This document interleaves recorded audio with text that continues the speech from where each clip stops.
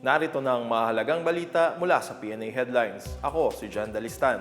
Nagkasundo ang Pilipinas at Cambodia na paigtingin ang ugnayan ng dalawang bansa, partikular sa sektor ng edukasyon, air services at ang laban kontra transnational crime. Sinaksihan ni na Pangulong Ferdinand R. Marcos Jr. at Cambodian Prime Minister Hun Manet ang pagpirma sa tatlong kasunduan sa Peace Palace sa Phnom Penh. Ayon sa Presidential Communications Office, pinirmahan nila ang isang Memorandum of Understanding kung saan magtutulungan ng Philippine National Police at Cambodian National Police para labanang human at arms trafficking at cybercrime. Pumirma rin sila ng Memorandum of Understanding sa pagitan ng Commission on Higher Education at Ministry of Education, Youth and Sport. Ito ay para sa mga palitan ng programa at pagsasanay sa pagitan ng mga higher learning institutions ng dalawang bansa. Gayon din sa kooperasyon sa science, technology, and innovation. Bukod dyan, nagkasundo ang dalawang bansa na palawakin ang mga biyahe at serbisyo ng kanilang mga airline. Ginanap ang pirmahan ng mga kasunduan bilang bahagi ng ikalawang araw ng state visit ni Pangulong Marcos sa Cambodia.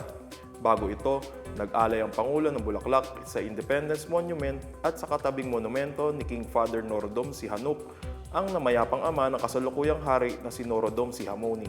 Sinalubong naman sina Pangulong Marcos at First Lady Liza Araneta Marcos ni na Acting Head of State at Senate President Hun Sen at may bahay niyang si Bun Rani sa kanilang pagdating sa Peace Palace.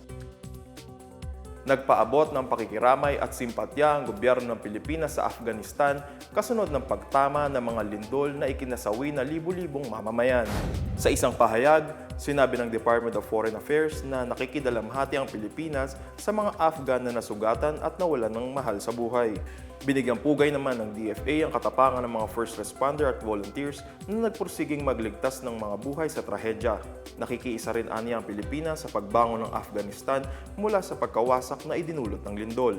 Noong August 31, niyanig ang probinsya ng Kunar at Nangarhar ng magnitude 6 na lindol na sinundan ng mga aftershocks na may lakas na hanggang magnitude 6.2. Naunang iniulat na mahigit 2,200 ang nasawi, mahigit 3,600 ang nasaktan at libo-libong bahay ang nawasak.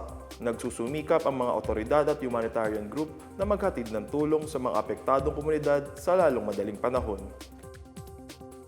Nakapagbayad sa kauna-unahang pagkakataon ng Philippine Health Insurance Corporation o PhilHealth sa CGD Medical Depot Incorporated sa ilalim ng gamot o Guaranteed Access to Medicines and Outpatient Treatment Program. Isa ang CGD Medical Depot sa accredited pharmacy ng ahensya na matatagpuan sa Ayala Malls Vertis North sa Quezon City. Sa turnover rights na ginanap sa Makati, sinabi ni PhilHealth Acting President at CEO Dr. Edwin Mercado na ang ibinayad ng ahensya ay hindi lang basta para sa serbisyo ng kanilang partner pharmacy, kundi maging sa pagtupad nito sa pangakong gawing mura ang mga gamot. Ang PhilHealth Gamot ay isang comprehensive outpatient drug benefit package sa ilalim na pinalawak na primary care benefits ng yakap kung saan may kabuuang 75 na libreng gamot sa iba't ibang karamdaman ang maaaring makuha ng mga benepisyaryo. Parte ito ng direktiba ni Pangulong Ferdinand R. Marcos Jr. na gawing abot kaya ang mga gamot para sa lahat.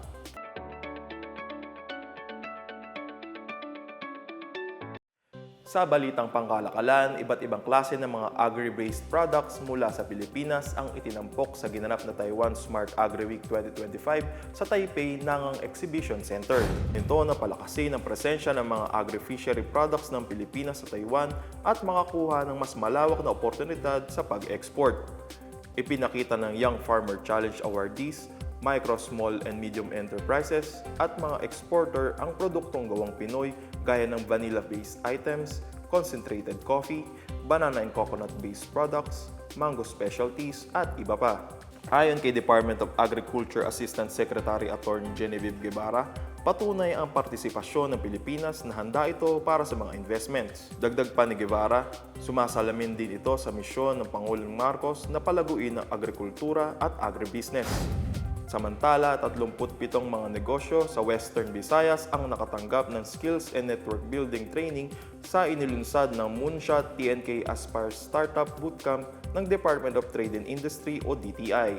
Sa isang press release, sinabi ng DTI na layunin ng training na magbigay ng kaalaman hinggil sa mga network at operation pagdating sa pagninegosyo. Bukod dito, tinuruan din ng mga entrepreneurs tungkol sa mga halagang business skills gaya ng business identity and team building, design thinking, startup finance at iba pa. Ang mga participant na nakatapos ng program ay may oportunidad na sumali sa Moonshot TNK Mentor Match Pitching Competition kung saan maaari silang makahanap ng mga potential investors.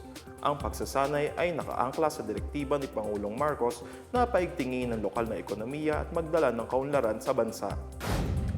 At yan ang pinakabago at pinakamainit na balita sa mga oras na ito, hatid sa inyo ng PNA Headlines. Para sa iba pang mga balita at informasyon, bisitahin lang ang aming website, pna.gov.ph, ang aming Facebook at X account na Philippine News Agency. Mapapanood din ang PNA Headlines sa pamamagitan ng link sa website ng News and Information Bureau sa ilalim ng PNA News at sa YouTube account ng Philippine News Agency. Ako po si John Dalistan, ito ang PNA Headlines, naghahatid ng mga balitang nagbubuklod sa bagong Pilipinas.